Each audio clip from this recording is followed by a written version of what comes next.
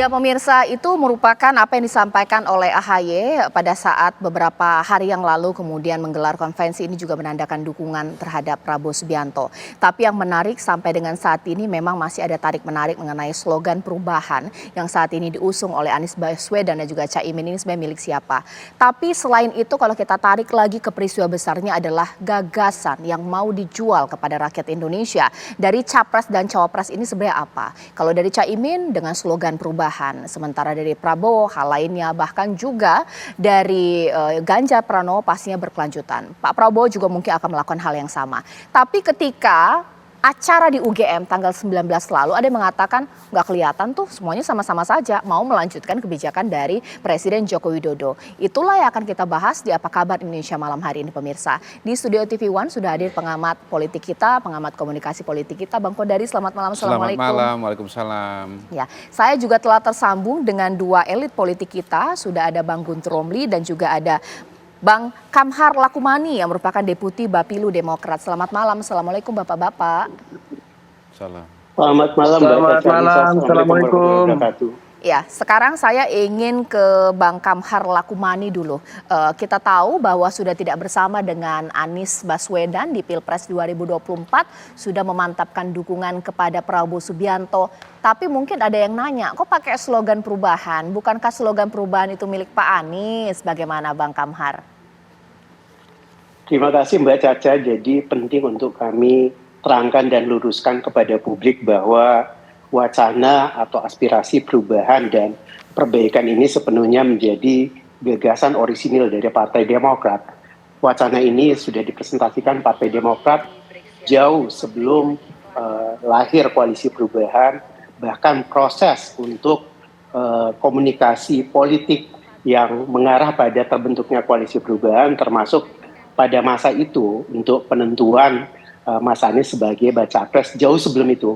Jadi ini murni sebagai hasil refleksi dan hasil kristalisasi terhadap aspirasi yang dijaring oleh Partai Demokrat melalui kegiatan Gerilya Nusantara, melalui kunjungan-kunjungan yang dilakukan oleh Mas Ketum AHY mengelilingi seluruh daerah di Indonesia, termasuk juga aspirasi yang didengarkan langsung disampaikan melalui struktur Partai Demokrat di daerah-daerah yang disampaikan kepada DPP dan Mas Ketum AHY.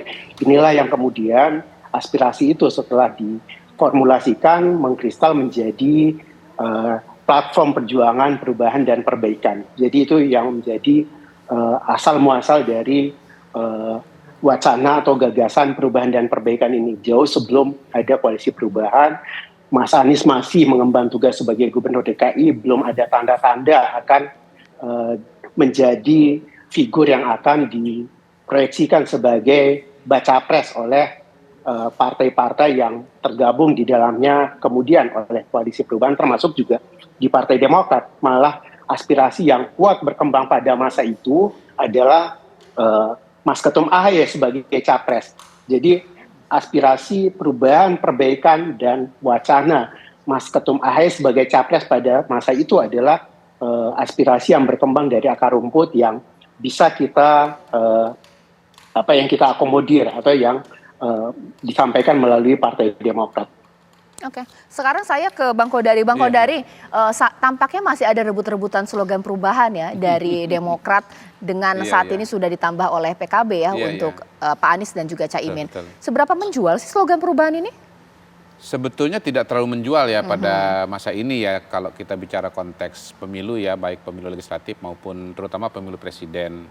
Pasalnya adalah tingkat kepuasan masyarakat Indonesia pada hari ini kepada petahana, kepada Pak Jokowi itu sangat tinggi, yaitu 80%. Lain ceritanya kalau misalnya yang puas itu cuma 50%. Artinya yang tidak puas itu 50%. Nah yang 50% tidak puas ini adalah pasar yang sangat besar bagi partai maupun capres yang mengusung tema perubahan. Tetapi ketika yang puas 80% berarti yang tidak puas alias pasar itu cuma 20% saja begitu. Nah itulah yang kemudian coba dikejar oleh Mas Anies sebagai calon presiden maupun oleh Partai Demokrat maupun PKS sebagai partai yang berada di luar pemerintahan. Nah memang khusus untuk Partai Demokrat barangkali tema slogan perubahan itu memang relatif tidak terhindarkan sebetulnya. Maka tadi Bang Kamhar misalnya mengatakan bahwa ini sudah lama disampaikan oleh Partai Demokrat, bahkan sebelum hiruk pikuk mengenai calon presiden begitu. Itu wajar karena presiden sebelumnya adalah Pak SBY begitu, di mana PDI Perjuangan itu menjadi oposisi. Dulu yang teriak perubahan adalah PDIP gitu. Ketika kemudian presidennya menjadi Jokowi, garis miring PDI Perjuangan, maka yang mengambil peran dan mengangkat slogan atau battle cry gitu ya, teriakan peperangan gitu ya, perubahan adalah Partai Demokrat. Cuman pada hari ini kan Partai Demokrat berhadapan dengan realitas yang pahit, di mana slogan perubahan itu tadinya mau dipadankan dengan calon presidennya.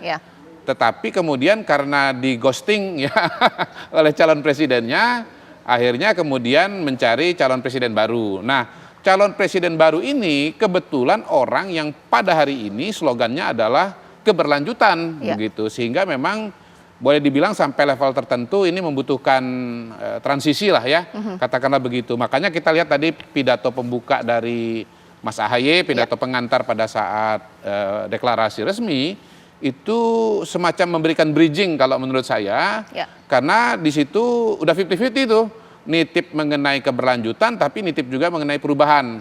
Kalau kita lihat pidato-pidato sebelumnya itu kontennya 80% perubahan, ya 20% perbaikan, kira-kira begitu. Sekarang udah mulai melakukan transisi di mana ada perbaikan, ada perubahan, tetapi juga ada mempertahankan yang ada. Bahkan balik lagi kalau bicara pidato, ya kita analisa yang duluan disebutkan itu adalah keberlanjutan, baru kemudian perbaikan gitu. Perbaikan dan bukan perubahan ya, perbaikan gitu loh. Perbaikan. Ya. Sekarang saya ke Bang Guntur Romli. Sebenarnya seberapa percaya sih Bang Guntur Romli dengan masuknya Demokrat di barisan Pak Prabowo bahwa memang nanti akan menjalankan slogan perubahan juga, atau mungkin sebenarnya slogan perubahan ini nggak ada yang benar-benar hitam putih 100% mereka akan berubah. Tetap ngomongnya akan melanjutkan juga ini kebijakan Jokowi. Kenapa ya? Sesaat lagi ya Bang Guntur Romli akan menjawabnya usai jeda berikut.